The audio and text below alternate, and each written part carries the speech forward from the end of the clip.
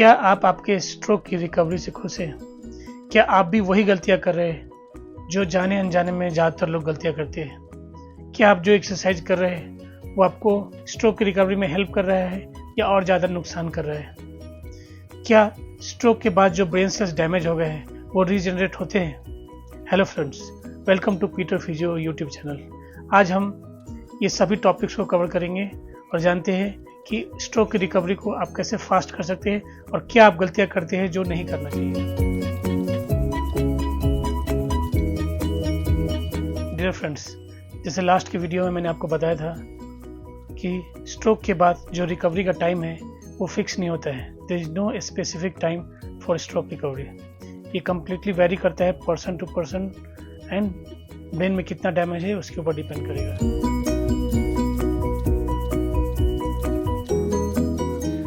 दोस्तों, brain stroke में brain का कुछ हिस्सा डैमेज हो जाता है जो कुछ हद तक रिपेयर हो जाता है, बट वो पूरी तरीके से रिप्लेस नहीं होता है। मैंने ब्रेन स्ट्रोक पे एक डिटेल वीडियो बनाई है, मैं उसका लिंक डिस्क्रिप्शन बॉक्स में डाल रहा हूँ। आप प्लीज़ आप उसको देख लीजिए और इसको अच्छे से समझिए। तो आते हैं अपने टॉपिक पे। तो आपके मन में ये सवाल आ रहा होगा कि अगर वो ब्रेन का पार्ट रिप्लेस नहीं होता है तो फिर रिकवरी होती कैसी है? तो इसका आंसर है न्यूरोप्लास्टिसिटी। तो ये नाम से ही आपको इसका मीनिंग समझ में आएगा। Neuro means brain, plasticity means जो इजीली मोल्ड हो जाए, मीन्स शेप चेंज कर सके। तो इस टर्म को बोलते हैं न्यूरोप्लास्टिसिटी। न्यूरोप्लास्टिसिटी ब्रेन की एक ऐसी अद्भुत एबिलिटी है जिसमें ब्रेन खुद को रीशेप कर लेता है in both way, functionally and structurally. It means it allows brain to learn, recognise and adopt new behaviour. Neuroplasticity को भी दो भाग में डिवाइड करते हैं, positive neuroplasticity and negative neuroplasticity. बहुत लोगों को ये लगता है कि स्ट्रोक होने की जो रिकवरी है वो 3 से 6 महीने या मैक्सिमम 1 साल तक होती है, उसके बाद से रिकवरी रुक जाती है। ऐसा नहीं होता है दोस्तों। न्यूरोप्लास्टिसिटी होल लाइफ मेंटेन रहती है, मीन्स ब्रेन रीवायरिंग हमेशा ही करता रहता है। तो बट फर्स्ट 3 to 6 मंथ्स वो अपने पीक पे होता है, मतलब जो आपकी रिकवरी है स्ट्रोक के बाद वो अपने पीक पे रहती है। That will recover maximum with in 3 to 6 months. उसके बाद स्पीड स्लो रहेगा बट रिकवरी पूरे ईयर बाय ईयर रहता है, मीन्स पूरे होल लाइफ बॉडी ब्रेन नई नई चीज़ें सीखने के लिए रेडी रहता है। बाद एक्सरसाइजेज बहुत ज़्यादा करते हैं, हमको लगता है हम बहुत ज़्यादा एक्सरसाइजेज कर रहे हैं तो जल्दी रिकवरी होगी, वैसा नहीं होता है। डायरेक्शनल एक्सरसाइजेज होनी चाहिए। आप जो पार्ट आपका इम्पैक्ट है उस पार्ट को फोकस करना है कि उसका मूवमेंट कैसे गेन करना है। एक और मिस्टेक करते हैं हम लोग, न्यूरो के केस को हमको ऑर्थो जैसा ट्रीट करते हैं हम लोग। फॉर एग्जांपल मेरे हैंड में मेरा हैंड इम्पैक्ट हुआ है पैरालिसिस से, ठीक है, तो इस हैंड की एक्सरसाइजेज हम स्ट्रेंथ की एक्सरसाइज करते हैं, मीन्स हमने डंबल्स लिया या वेट लिया और हम उसको trying to lift it. Okay, so we are straining our muscles. हमको फोकस करना है मूवमेंट को गेन करना। फर्स्ट मूवमेंट गेन होगा तो उसके बाद ही आप स्ट्रेंथ ट्रेनिंग कर सकते हैं। देखिए, स्ट्रोक के बाद पेन होता है, बहुत पेशेंटों को पेन, ऑलमोस्ट सभी जॉइंट्स में उनको पेन होते हैं। तो यहाँ पे पेन होने का रीजन क्या है? It's not orthopaedic problem, it's a neurological problem, right. उनके हाथ में रेंज नहीं है या पावर नहीं है या बहुत दिनों से हाथ का मूवमेंट नहीं हुआ है, तो बहुत सारे रीजन है। तो वो रीजन को फाइंड आउट करना है, फिर उसके अकॉर्डिंगली ही एक्सरसाइज क्राफ्ट कर सकते हैं।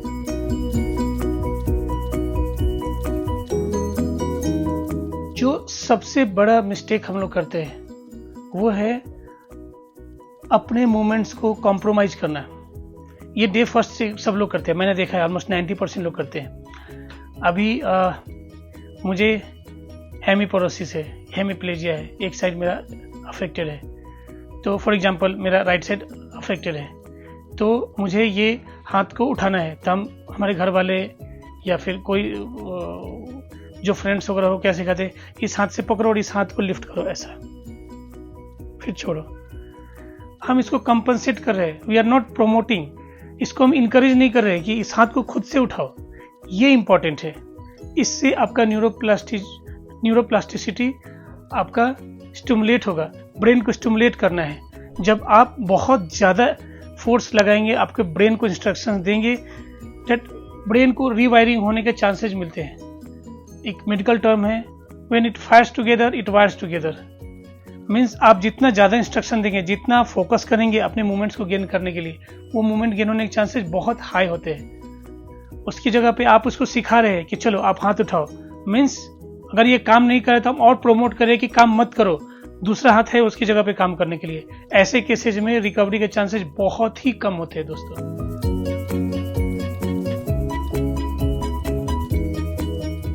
इस फेज में हमें ब्रेन को नए नए मूवमेंट सीखने का, हमको उसको प्रोत्साहन देना है, स्टिमुलेट करना है ब्रेन को कि वो नए नए मूवमेंट्स को सीखे जो अभी कर नहीं पा रहा है। फॉर एग्जांपल अभी मैंने हैंड का बताया कि मेरा हैंड पैरालाइज है, राइट हैंड, ठीक है। अब ये मेरा मूवमेंट राइट हैंड, अब ये मूवमेंट मेरा है लाइक दिस। ये बहुत बड़ा मिस्टेक है, आप इसको समझ के लीजिए। अब ये मैंने बंद किया, ओपन नहीं हो रहा है। बहुत केसेज में जनरली होता है कि ये ऐसा बंद हुआ बट ओपन नहीं होता है, लेकिन ये बंद हो रहा है, हल्का हल्का बंद हो रहा है। अभी मैंने देखा हॉस्पिटल में भी, इवन जब पेशेंट एडमिट थे तभी उनके रिलेटिव्स या फ्रेंड्स दोस्त जो भी आते हैं उनको एक बॉल देते हैं कि आप इस बॉल को प्रेस करो, प्रेस करो। ये मूवमेंट नहीं वो गेन करने के लिए बहुत अच्छा है, बट एक बार मूवमेंट आपका गेन है, मीन्स ये बंद हो रहा है, आप उसी को रिपीटेटिव मूवमेंट्स कर रहे हैं, मीन्स आपका फ्लेक्सर मसल्स बहुत स्ट्रांग होता जा रहा है।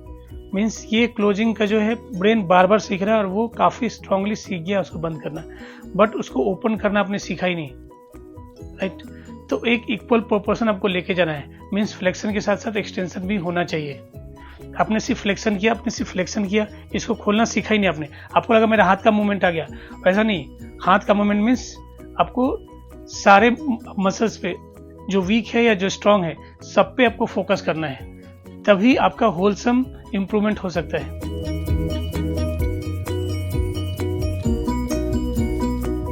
देखिए, न्यूरोप्लास्टिसिटी एंड स्ट्रेंथ ये दोनों अलग अलग चीजें, दोनों को एक साथ कंबाइन मत कीजिए।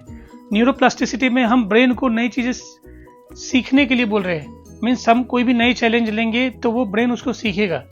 एंड स्ट्रेंथ में कैसा है, जब आपको मूवमेंट आ गया तो आप उसको बढ़ाने के लिए, आप उस मूवमेंट को ज़्यादा और बढ़ाने के लिए मसल को स्ट्रेंथ कर रहे हैं। लेकिन जब मूवमेंट ही नहीं है तो आप स्ट्रेंथ ट्रेनिंग करेंगे कैसे? आप मीन्स उसके स्ट्रेंथ की एक्सरसाइज कर ही नहीं सकते। तो उसमें हम वही गलती करते हैं फिर से कि हम उस हाथ से सपोर्ट लेकर उसको खींचना शुरू करते हैं, राइट। तो ये मिस्टेक नहीं करना है।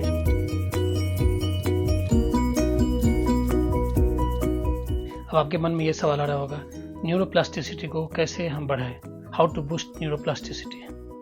देखिए, उसके लिए बहुत सारी चीज़ें हैं जिनको आप ध्यान रखिए। Exercise, targeted exercise. आपको अपने ब्रेन को चैलेंज करना है, रोज एक नया चैलेंज करना है। अगर मेरा ये एल्बो बेंड नहीं हो रहा था, हमको इसको चैलेंज करना है कि एल्बो को बेंड करना, means you challenge your brain, then your brain will start rewiring. आपके फिजियोथेरेपिस्ट, उनसे कंसल्ट करें।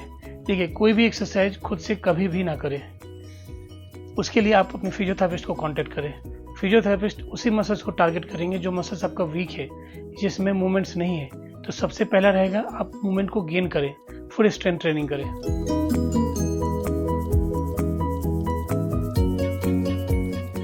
डू सम ब्रेन एक्सरसाइजेज, कुछ गेम खेलिए, लाइक पजल्स, इस टाइप का कुछ गेम खेलिए, कुछ लिखिए, राइटिंग एंड ऑल, बट अपने ब्रेन को इंगेज रखिए। नींद अच्छी होनी चाहिए, आपको रेस्ट अच्छा होना चाहिए, और आपके जो है एक एम लेके चलना है कि आज के दिन में हमको क्या क्या करना है। Balance diet is very important. आप क्या खाते हैं उसके अकॉर्डिंगली ही आपकी बॉडी भी रिएक्ट करेगी। तो फिजिकल स्ट्रेंथ के लिए आपका डाइट बहुत ज़्यादा इंपॉर्टेंट है। जो भी एक्सरसाइजेज आपको बताई जाती है या जो भी एक्सरसाइजेज आपको करना है, उसके स्पेसिफिक रिपीटेशंस कीजिए। Repetition is very important.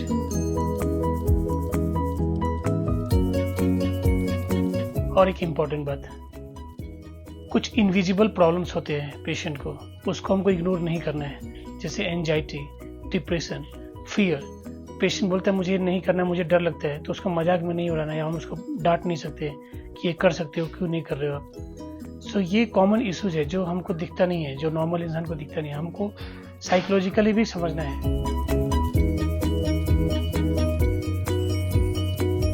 So you have to focus on regain the movement, balancing range of motion and strength. ये सभी चीज़ों को एक साथ लेके चलना है आपको, ठीक है। और सिर्फ एक चीज़ के पीछे भागेंगे, हमको बैलेंस करना है, हमको सिर्फ चलना ही है।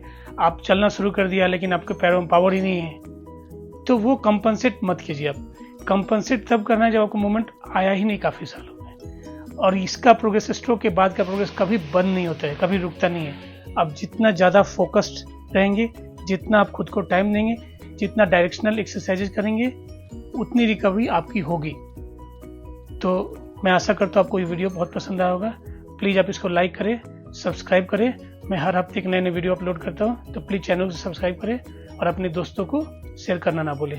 Thank you very much for watching this video. Thank you.